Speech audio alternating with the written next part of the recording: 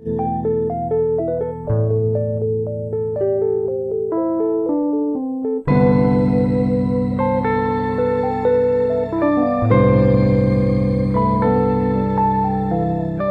Guys, welcome to knowledge atom. पढ़ते हैं sales के बारे में। सेल्स यानी कि जो हमारा ऑर्गेनिज्म होता है, बना किससे होता है? सेल से बना होता है, जिसमें यूनिसेल्युलर भी होते थे और मल्टी सेल्युलर। जो सिंगल सेल से बने होते थे उनको हम कहते थे यूनिसेल्युलर, और जो बहुत सारे नंबर ऑफ सेल से बने होते थे हम उनको बोलते थे मल्टी सेल्युलर ऑर्गेनिज्म। और मैंने आपको जो मेरा प्रीवियस वीडियो था सेल थ्योरी, उसमें ये बताया था कि सेल दो टाइप्स के होते हैं, प्रोकैरियोटिक और यूकैरियोटिक। जो प्रोकैरियोटिक सेल्स होता था वो होता था बैक्टीरिया के अंदर, यानी कि जो बैक्टीरिया बनता था वो प्रोकैरियोटिक सेल से बना होता था। और जो यूकैरियोटिक सेल्स होता है उसमें ह्यूमन बॉडी बनी होती है, एनिमल्स बने होते हैं, और जितने भी प्लांट्स होते हैं वो यूकैरियोटिक सेल से बने होते हैं, और फंगी भी यूकैरियोटिक सेल्स से ही बने होते हैं। हम आज बात करेंगे सेल के साइज की, सेल के शेप्स की, और कंपोनेंट ऑफ सेल्स जो आपको इसमें नजर आ रहे होंगे, ग्रीन कलर और बहुत सारे ये जो लिक्विड टाइप का आपको दिख रहा है स्क्रीन के अंदर, हम इन सब के बारे में बात करेंगे और इनकी वर्किंग और फंक्शनिंग के बारे में बात करेंगे। So let's start our lecture.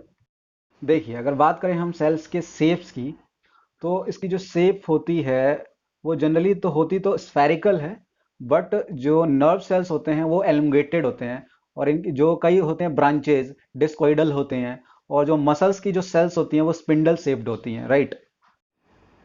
Cell size, जो सेल का साइज होता है वो डिपेंडेंट होता है ऑर्गेनिज्म के टाइप्स पे। कुछ तो माइक्रोस्कोपिक होते हैं जिनको हम नेक्ड आई से देख ही नहीं सकते, और कुछ होते हैं एकदम विजिबल जिसको हम नेक्ड आई से देख सकते हैं। और जो सेल का साइज होता है वो वेरी करता है 0.2 माइक्रोमीटर टू 18 सेंटीमीटर। और टिपिकल सेल्स जो होते हैं मल्टी सेल्युलर ऑर्गेनिज्म के अंदर, उनकी रेंज होती है 20 टू 30 माइक्रोमीटर। और जो लार्जेस्ट सेल की बात करें, जो लार्जेस्ट सेल्स है जिसको हम देख सकते हैं वो होता है ऑस्ट्रिच एग, जिसकी जो लेंथ होती है 15 सेंटीमीटर लॉन्ग और 13 सेंटीमीटर वाइड वाइड होता है, और वेट होता है इसका 1.4 केजी, यानी कि 1.5 केजी के अराउंड इसका एग होता है ऑस्ट्रिच, आपने देखा होगा। अगर हम बात करें लॉन्गेस्ट सेल की, तो वो होता है नर्व सेल, जिसकी जो लेंथ है 1 मीटर। और स्मॉलेस्ट सेल की बात करें तो वो काफी नॉन है, इसको हम बोलते हैं पीपीएलओ, एग्जांपल के इसको बोलते हैं माइकोप्लाज्मा। ये है सबसे स्मॉलेस्ट सेल्स।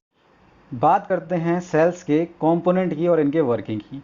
तो देखिए, जो सबसे पहला कंपोनेंट आता है वो आता है सेल मेम्ब्रेन, यानी कि जो आपके आपको इस स्क्रीन पे बाउंड्री टाइप की नजर आ रही होगी सेल्स के यहाँ पे, इसको हम बोलते हैं सेल मेम्ब्रेन, राइट। और ये होता है सेलेक्टिव परमिएबल इन नेचर, मतलब ये क्या करता है, परमिट करता है एंट्री और एग्जिट ऑफ सम मटेरियल, कि कब उस सेल्स के अंदर किस मटेरियल को एंट्री देनी है और कब नहीं देनी। और सेल मेम्ब्रेन को हम प्लाज्मा मेम्ब्रेन या प्लाज्मा लेमा भी कहते हैं, राइट। सेल मेम्ब्रेन एनिमल और प्लांट दोनों में पाया जाता है। एनिमल वाले में आप देख सकते हैं कि बाहरी मतलब कवर करके रखता है, और प्लांट वाले में ये सेल वॉल के नीचे रहता है। और सेल वॉल अगर इसकी मेकिंग देखें, यानी बना कैसे होता है, तो ये प्रोटीन और लिपिड से बना होता है, यानी कि सैंडविच की तरह रहता है। दोनों तरफ इसके साइड में लिपिड्स रहते हैं और प्रोटीन इसके बीच में रहता है। और सेल वॉल फ्लेक्सिबल होता है, और ये फोल्ड भी हो सकता है, आप इसको देख सकते हैं कितना फ्लेक्सिबल है। और ब्रो अगर ये टूटता है तो ये दोबारा रीयूनाइट भी हो जाता है। एक और नोट आपको बताता हूं, जो सिंगर और निकलसन थे उन्होंने फ्लूड मोज़ेक मॉडल दिया था प्लाज्मा मेम्ब्रेन के ऊपर। तो आप इसको याद रखिएगा, ये किन्होंने दिया था? सिंगर एंड निकोलसन ने। अब बात करते हैं हम साइटोप्लाज्मा की। साइटोप्लाज्मा जो आपको इसमें लिक्विड टाइप का दिख रहा है ना, ये होता है हमारा साइटोप्लाज्मा। और साइटोप्लाज्मा को डिस्कवर किसने किया था? कोलीकर ने। कोलीकर यानी कोल्ही से आप याद करना कि कोलीकर ने 1862 में इसको डिस्कवर किया था। और ये दोनों साइट का होता है बायोसिंथेटिक और कैटाबोलिक पाथवेज। और ये दो पार्ट्स में डिवाइड होता है, साइटोसोल्स एंड सेल ऑर्गेनल। जो इसमें एक्वस सोलुबल पार्ट होता है ना, उसमें क्या होता है, बहुत टाइप के फाइबर्स होते हैं, प्रोटीन होते हैं, जो कि साइटोसन प्रोवाइड करते हैं। और जो साइटोकैल्सन होता है इसमें 90% वाटर होता है, जो आपको लिक्विड सा दिख रहा है ना साइटोप्लाज्मा, इसके अंदर 90% वाटर होता है, 7% प्रोटीन, और 1 से 2% क्या होता है इसके अंदर, कार्बोहाइड्रेट होता है, राइट। बात करते हैं साइटोप्लाज्मा में सेल ऑर्गेनेल की। तो जितने भी लिविंग पार्ट्स होते हैं सेल्स के अंदर, वो क्या कराते हैं, इनके अंदर क्या होता है, डेफिनेट शेप्स होती हैं, स्ट्रक्चर होता है और फंक्शन होता है। और जो साइटोप्लाज्मा होता है, या जो साइटोप्लाज्मा के अंदर सेल ऑर्गेनल होते हैं, जो आपको लिक्विड टाइप का दिख रहा है गाइस, तो ये क्या होता है, ये सराउंडेड होता है, बाउंडेड होता है किससे, प्लाज्मा मेम्ब्रेन से, जैसा कि मैंने अभी पहले ही बताया। और ये जो सेल ऑर्गेनल होता है, ये सिंगल मेम्ब्रेन भी बाउंडेड होता है, डबल मेम्ब्रेन भी बाउंडेड होता है, या नॉन मेम्ब्रेन बाउंडेड भी होता है सेल ऑर्गेनल, राइट। यहाँ पर तीन टाइप के सेल ऑर्गेनल्स होते हैं। पहला होता single membrane bounded cell organelle, दूसरा double membrane bounded cell organelle, और non membrane bounded cell organelle. तो देखिए, सबसे पहले बात करते हैं सिंगल मेम्ब्रेन वाले की। तो इसमें आते हैं हमारे lysosome, Golgi bodies, vacuoles, right. और डबल मेम्ब्रेन की बात करें तो इसमें आता है माइटोकॉन्ड्रिया और प्लास्टिडाइड। और non membrane bounded cell organelle की बात करें तो इसके अंदर आता है राइबोसोम, सेंट्रोसोम और माइक्रोट्यूबल्स, राइट गाइस।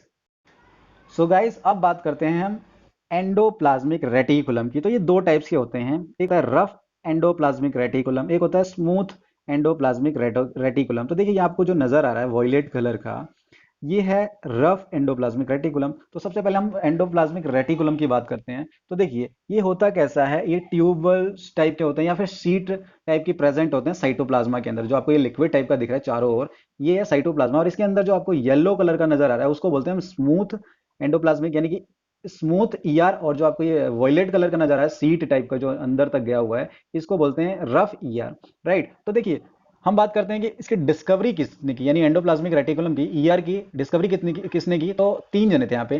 पहला था पोर्टर, दूसरे का नाम था क्लेव्ड, एंड थर्ड वाले का नाम था फैलम, FULLAM इनका नाम। और जो रेटिकुलम होता है, एंडोप्लाज्मिक रेटिकुलम यानी कि ईआर, ये सारे सेल में प्रेजेंट होता है, सिर्फ प्रोकैरियोटिक और ममेलियम एर्थ्रोसाइट्स को छोड़ के ये सब में प्रेजेंट होते हैं।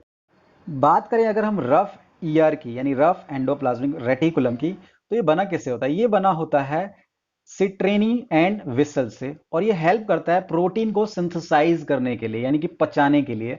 और इसके अंदर राइबोसोम्स होते हैं इसके सरफेस पे, राइट गाइस। गाइस, अब बात करते हैं हम स्मूथ स्मूथ ईआर की, यानी स्मूथ एंडोप्लाज्मिक रेटिकुलम की। तो ये मेनली ट्यूब टाइप की जो स्ट्रक्चर आपको दिख रही होगी येलो कलर की, ये होती है स्मूथ ईआर। और रफ वाली सीट टाइप की शेप होती है। और इनकी वर्किंग के बारे में बात करें तो जो रफ वाला था वो सिर्फ प्रोटीन को सिंथेसाइज करा था, वहीं पर स्मूथ ईआर लिपिड्स और स्टेरॉइड के साथ साथ पॉलीसेकेराइड को भी सिंथेसाइज करा है। और इसके अंदर राइबोसोम्स नहीं होता, जबकि रफ ईआर में राइबोसोम्स होते हैं उसके सरफेस के ऊपर। और ये क्या करता है, ये हेल्प करता है मेम्ब्रेन को बायोजेनेसिस के तौर पे, राइट गाइस।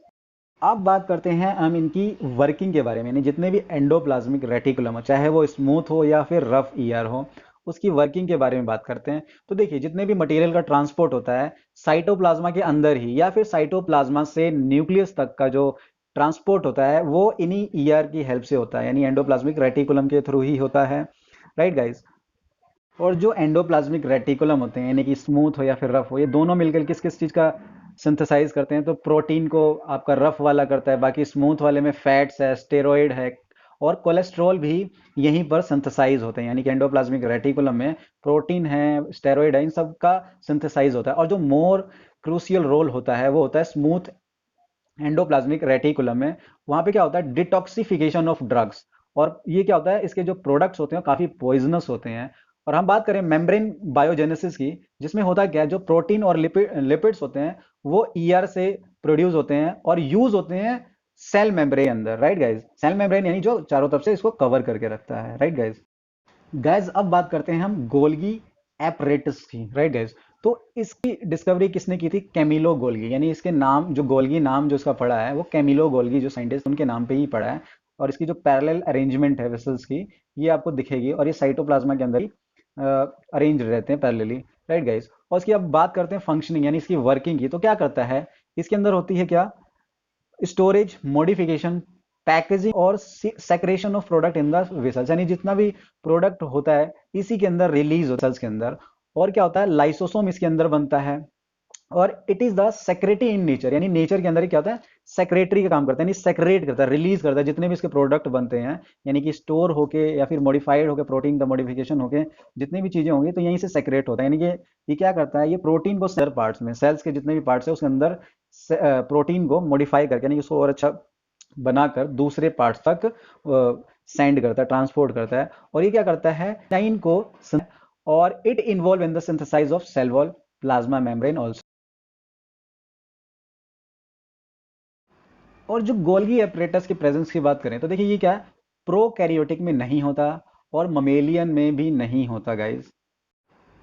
अब बात करते हैं हम माइटोकॉन्ड्रिया की, जो काफ़ी इंपॉर्टेंट है। ये कैसे रोड टाइप की आपको जो स्ट्रक्चर दिख रही है ग्रीन कलर की, ये क्या होता है, माइटोकॉन्ड्रिया। और माइटोकॉन्ड्रिया की जो डिस्कवरी किसने की थी, कोलिकर ने, राइट गाइस। किससे, इंसेक्ट्स के सेल्स के अंदर से 1808 में इसकी डिस्कवरी हुई थी। और ये क्या होता है, यूकैरियोटिक सेल्स के अंदर होता है लेकिन ममेलियन के अंदर नहीं होता गाइस।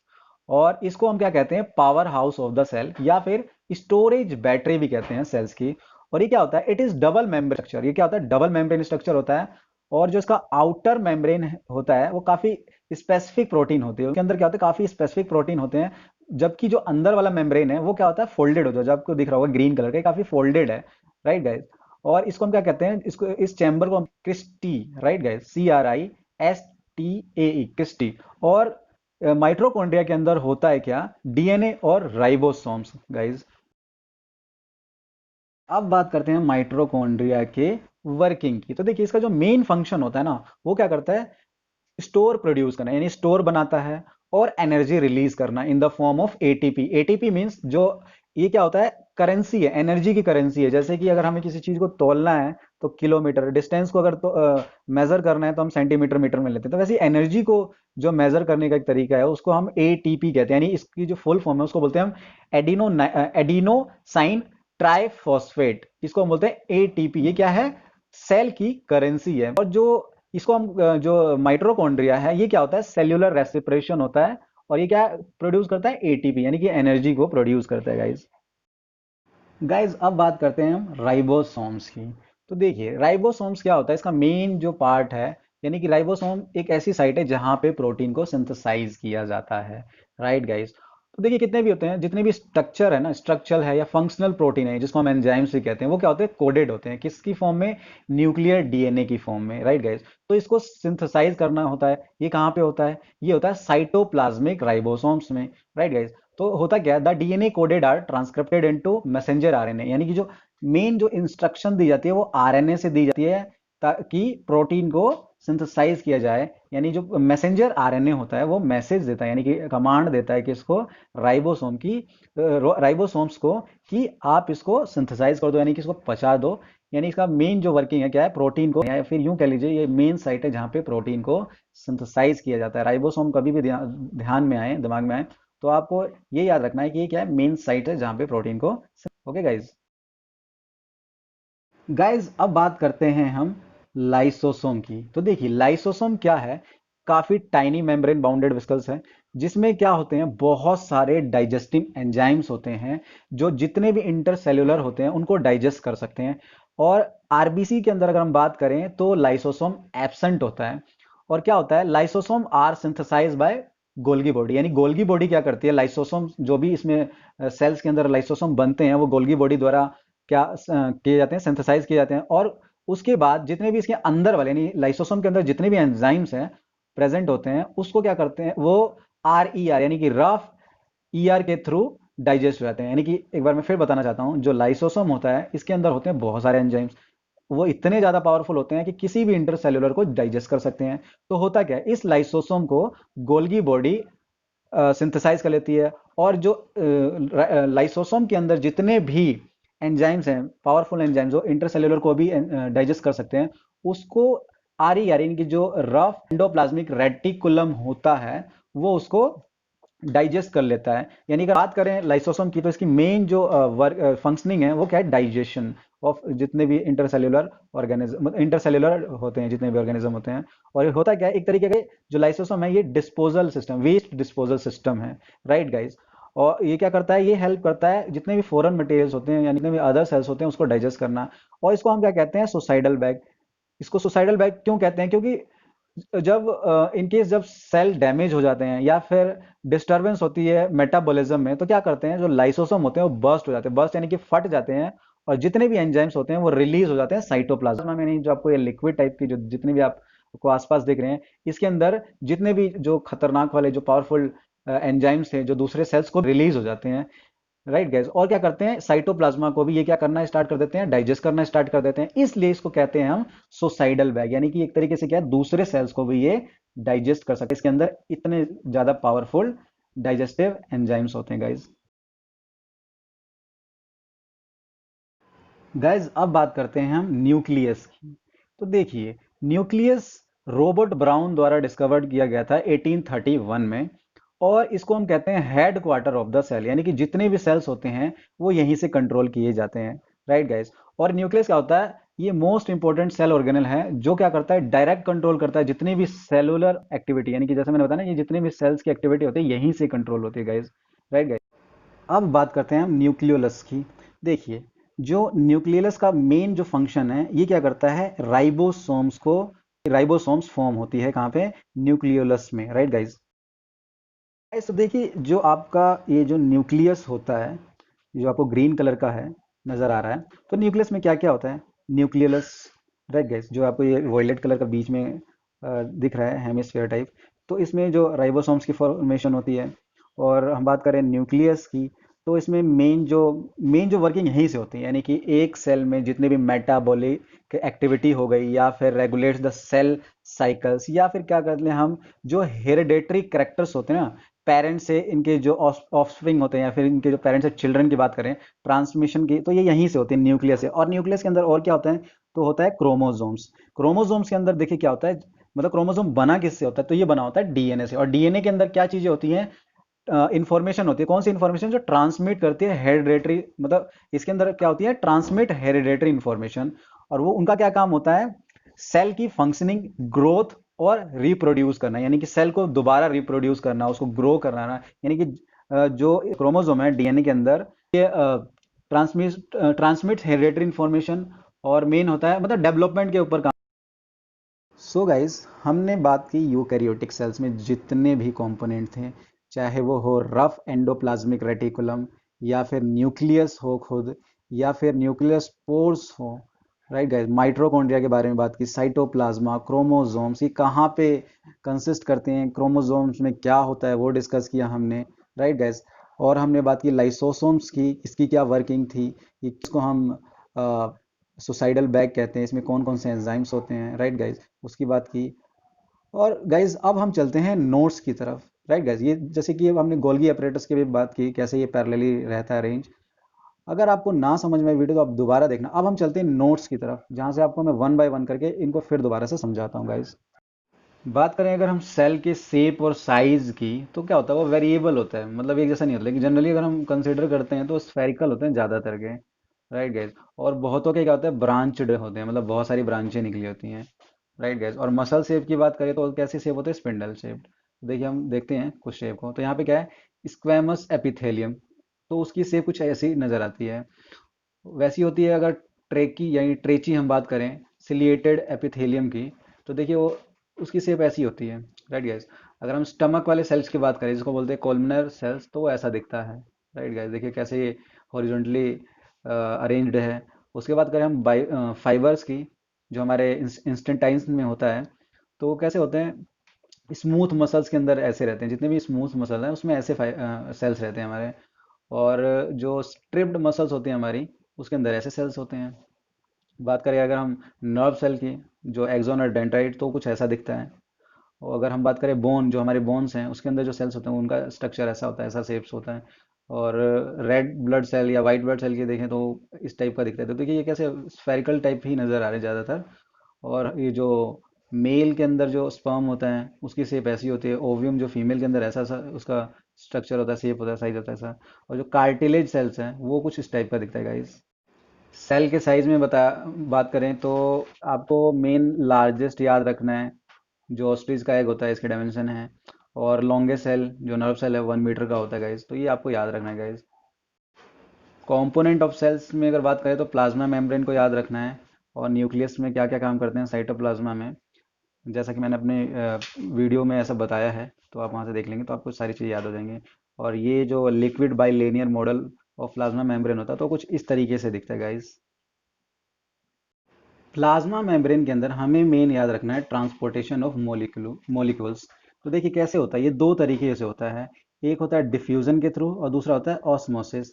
तो देखिए डिफ्यूजन के अंदर क्या होता है, यहाँ पे हाई कंसंट्रेशन से मतलब होता क्या है, यहाँ पे जो सोल्यूट होता है या फिर आयन कह लो, वो क्या होता है हाई कंसंट्रेशन से लो कंसंट्रेशन की ओर मूव करता है। इसी को हम क्या कहते हैं, डिफ्यूज होना गाइस। और इसके लिए एनर्जी की रिक्वायरमेंट होती है, इसलिए इसका नाम है पैसिव ट्रांसपोर्ट। Right guys. अब बात करते हैं ऑस्मोसिस की। ऑस्मोसिस में क्या होता है, जो सॉल्वेंट होता है ना, सॉल्वेंट या फिर वाटर, वो क्या करता है, मूव करता है high concentration to lower concentration. Right guys. और कहाँ से होता है ये, तो ये होता है सेमी परमिएबल मेम्ब्रेन, और इसी को हम क्या कहते हैं, ऑस्मोसिस। और ये उल्टा भी होता है, मतलब ये होता है lower concentration to higher concentration of solution. Right guys. इन्हीं को हम क्या कहते हैं, semi permeable membrane is called osmosis guys. Molecule का मूवमेंट अगर सॉल्वेंट से सेल की तरफ जाए तो इसको बोलेंगे एंडोमोसिस। Right guys.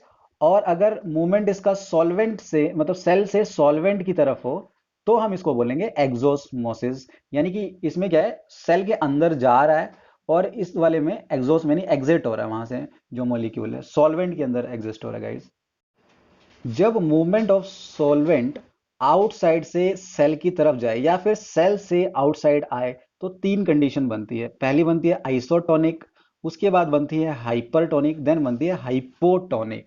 तो देखिए इसमें क्या होता है, आइसोटोनिक में जब कंसंट्रेशन यानी सॉल्वेंट की कंसंट्रेशन आउटसाइड और सेल के अंदर इक्वल हो तो इस कंडीशन को हम बोलते हैं आइसोटोनिक गाइस। उसके बाद आती है हमारी बारी हाइपरटोनिक की।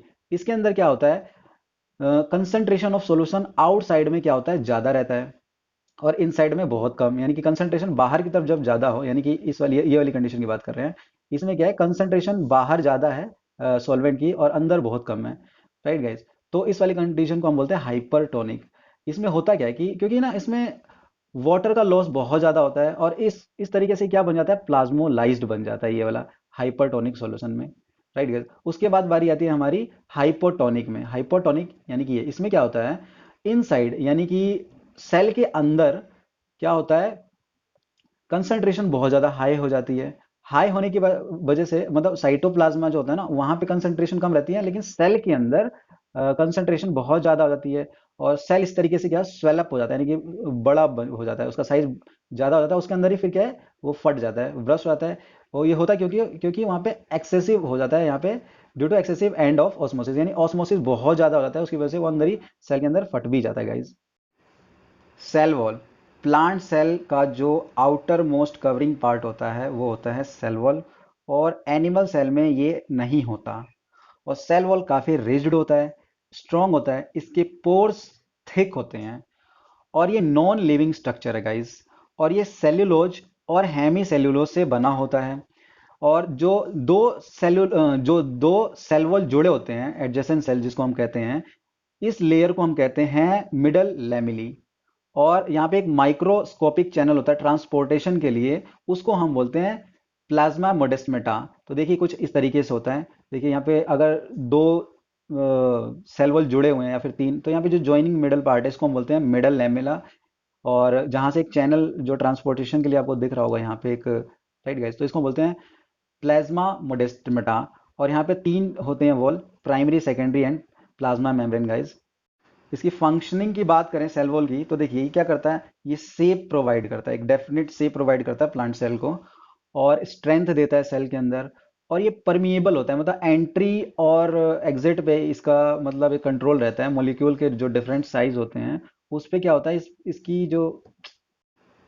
इसकी फंक्शनिंग की बात करें तो देखिए ये एक डेफिनेट शेप प्रोवाइड करता है, स्ट्रेंथ प्रोवाइड करता है, और ये क्या करता है, परमिएबल होता है, यानी कि अलाउ करता है एंट्री को, किसकी एंट्री को, यानी कि जो डिफरेंट साइज के मॉलिक्यूल होते हैं उनकी एंट्री को ये कंट्रोल करता है गाइज। अलग अलग साइज के जितने भी मॉलिक्यूल्स होते हैं उनकी एंट्री को ये कंट्रोल करता है। बात करें अगर हम प्लास्टाइड्स की, तो ये डबल मेम्ब्रेन डिस्कोइडल स्ट्रक्चर होता है, और ये सिर्फ प्लांट सेल में पाया जाता है। और डिस्कोइडल स्ट्रक्चर होने के बावजूद भी प्लांट सेल के अंदर ये रोम्बिक टाइप में रहता है। और ये क्या करता है, वेरिएबल शेप होती है इसकी। जैसे कि एल्गी के अंदर अगर हम बात करें तो अलग अलग इसकी शेप होती है। ये यू टाइप की शेप का भी हो सकता है, स्पाइरल कोइल्ड भी हो सकता है, जो आपने देखा होगा घर के अंदर जो कॉइल होती है हमारी, राइट गाइज, तो उस टाइप के शेप का भी हो सकता है, या फिर रिबन शेप का भी हो सकता है गाइज। अब हम बात कर, देखिए जो इसके पिगमेंट होते हैं ना क्या इसके अंदर, उस पर ये डिपेंड करता है। ये थ्री टाइप्स के होते हैं। पहला है ल्यूकोप्लास्ट, सेकंड है chromoplast, and third one is chloroplast. तो वन बाय वन करके हम इसको पढ़ते हैं गाइज। ल्यूकोप्लास्ट की बात करें तो इसका जो प्राइमरी फंक्शन है वो है प्रोटीन, ऑयल और स्टार्च को स्टोर करके रखना गाइज। और ये जो पाया जाता है ये होता है नॉन फोटोसिंथेसाइज टिश्यू के अंदर होता है, जैसे कि रूट है, बल्ब है या सीड्स हैं। अब बात करते हैं हम क्रोमोप्लास्ट। देखिए क्रोमोप्लास्ट में क्या होता है, ये कलर प्रोवाइड करता है किसको, फ्रूट्स और फ्लावर को। लेकिन ग्रीन कलर नहीं प्रोवाइड करता, ये सिर्फ करता है जो दूसरे कलर होते हैं फ्रूट और फ्लावर को, उनको ये कलर प्रोवाइड करता है। तो दीज आर कलर्ड पेस्टिसाइड्स। अगर हम बात करें क्लोरोप्लास्ट की तो ये क्या होता है, ग्रीन कलर का होता है। और ये जो एरियल पार्ट होता है ना प्लांट्स का, वहां पे ये पाया जाता है गाइस। क्लोरोप्लास्ट सबसे ज़्यादा इंपॉर्टेंट होता है, इसको हम सेल प्लांट का किचन भी कहते हैं गाइस, क्योंकि सबसे ज़्यादा जो वर्किंग है यहीं पे होती है गाइस। क्लोरोप्लास्ट के स्ट्रक्चर की बात करें, यानी कि बना कैसे होता है, तो देखिए कुछ इस टाइप का होता है। एक ये बड़ा सा मेम्ब्रेन होता है, यानी कि इसको कवर करके रखता है गाइस। तो ये बाहर से कुछ इस टाइप का दिखता है, और जो इनर पार्ट होता है इसका मेम्ब्रेन का, वो इस टाइप का, जो इसमें सेक्शनल पार्ट आपको दिख रहा है गाइस। और इसमें दो चीज़ें होती हैं, ग्रैनम और स्ट्रोमा। तो देखिए जो ग्रैनम होता है ना, जो इसको हम ग्रैना भी कहते हैं गाइस, देखिए ग्रैना। और ये एक लैमेलर सिस्टम से बना होता है। और जो इसके ऊपर होता है ना, ये इसको हम बोलते हैं ग्रैनम। और जो काफी सारी जो लेयर होती है छोटी छोटी आपको बटी हुई, इसको हम बोलते हैं थाइलेकोइड्स। और जो ऊपर वाले पार्ट्स को हम बोलते हैं ल्यूमिन। हमें मेन इसकी स्ट्रक्चर को नहीं, हमें इसकी फंक्शनिंग को याद रखना है। तो फंक्शनिंग का क्या है कि they are sites of light reaction. यहाँ पे क्या होता है, ये ऐसी साइट है जहाँ पे लाइट का रिएक्शन होता है, यानी कि फोटोसिंथेसिस होता है, राइट गाइज। और दे कंटेन फोटोसिंथेटिक पिगमेंट, यानी कि क्लोरोफिल होता है इसके अंदर। जो ये ग्रेना है इसके अंदर क्या होता है, क्लोरोफिल, जो कि फोटोसिंथेसाइज करते हैं, यानी कि लाइट का रिएक्शन कराते हैं गाइज। बात करेंगे हम स्ट्रोमा की, तो ये क्या होता है, ट्रांसपेरेंट होता है। और इसको हम मैट्रिक्स भी कहते हैं गाइस। कैसा होता है, ये ग्रैनुलर ट्रांसपेरेंट होता है, उसको हम मैट्रिक्स भी कहते हैं। और जो ग्रेना होता है ना हमारा, वो इसी के अंदर रहता है, इसी के अंदर एम्बेडेड रहता है। और ग्रेना के अंदर वो क्या होता है, यहाँ पे लिपिड्स होते हैं, लिपिड्स के ड्रॉपलेट्स होते हैं, स्टार्च ग्रेन होता है, सॉरी, और राइबोसोम्स होता है। राइबोसोम्स की वजह से क्या होता है, जो प्रोटीन है ना, प्रोटीन का सिंथेसाइज होता है, यानी कि प्रोटीन को एक तरीके से समझ लिए कि एनर्जी में कन्वर्ट किया जाता है। और जो स्ट्रोमा है ये क्या है, इसको हम कहते हैं this is the site of dark reaction of photosynthesis, right guys. यहाँ पे क्या होता है, राइबोसोम्स की हेल्प से प्रोटीन का सिंथेसाइज होता है गाइज, ये याद रखना आप स्ट्रोमा के अंदर। एक बार मैं फिर से बताना चाहता हूँ कि देखिए ये हमारा जो क्लोरोप्लास्ट है, यहाँ पे क्या है, ग्रैनम होता है यानी कि ग्रैना, और दूसरा होता है स्ट्रोमा। स्ट्रोमा हमारा ट्रांसपेरेंट होता है, और ग्रैना के अंदर जो होते हैं क्या होता है, क्लोरोफिल होते हैं, यानी कि यहाँ पे लाइट रिएक्शन होती है, यानी कि फोटोसिंथेसिस होता है। और जो हमारा स्ट्रोमा है, स्ट्रोमा के अंदर क्या रहता है, लिपिड्स ड्रॉपलेट्स होते हैं, और स्टार्च ग्रेन है, और राइबोसोम्स की वजह से यहाँ पे क्या है, प्रोटीन का सिंथेसिस होता है गाइस। प्लांट सेल और एनिमल सेल में डिफरेंस देखने क्या क्या होता है, तो देखिए प्लांट सेल के अंदर क्लोरोप्लास्ट और सेल वॉल प्रेजेंट होता है, और एनिमल सेल में क्लोरोप्लास्ट और सेल वॉल प्रेजेंट नहीं होता गाइस। प्लांट सेल में लाइसोसोम और परऑक्सिमस नहीं होता है, जबकि एनिमल सेल में लाइसोसोम्स होते हैं। अगर हम बात करें इनके स्ट्रक्चर की, तो जो प्लांट सेल होता है वो होता है स्क्वायर या फिर ज्योमेट्रिकल शेप का। लेकिन जो एनिमल सेल होता है वो कैसा होता है, उसकी बहुत सारी शेप्स होती है, जैसा कि मैंने आपको लास्ट में फिगर में दिखाया था। ये फ्लूट टाइप का रहता है, तो काफ़ी फ्लेक्सिबल रहता है, ये कैसी भी शेप का होता है। और प्लांट सेल में काफ़ी जो वोक्यूल्स होते हैं ये नहीं होते हैं, या फिर बहुत ही छोटे होते हैं। और इसके अंदर प्लांट सेल की अगर हम बात करें तो यहाँ पे क्या है, बहुत सारे वोक्यूल्स होते हैं, बड़े बड़े, मतलब लार्ज सेंट्रल वोक्यूल्स रहते हैं। अगर हम बात करें इसकी मूवमेंट की, तो जो एनिमल सेल के अंदर जो मूवमेंट होती है, जो उसके अंदर सेल है ना वो कहीं पे भी मतलब मूव कर सकते हैं। लेकिन जो प्लांट सेल के जो सेल्स होते हैं उसमें मूवमेंट काफ़ी लिमिटेड रहती है।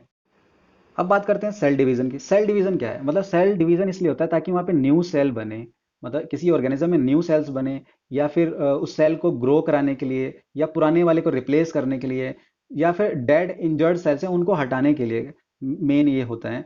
And to form gametes required for reproduction, यानी रिप्रोडक्शन करने के लिए यहाँ पे गैमेट्स को रिक्वायरमेंट के लिए सेल डिवीजन होता है। तो यहाँ पे दो तरह के होते हैं सेल डिवीजन, एक होता है मिटियोसिस एंड दूसरा होता है मेलियोसिस। ये काफी ज्यादा इंपॉर्टेंट है गाइस, इसको आप ध्यान रखना।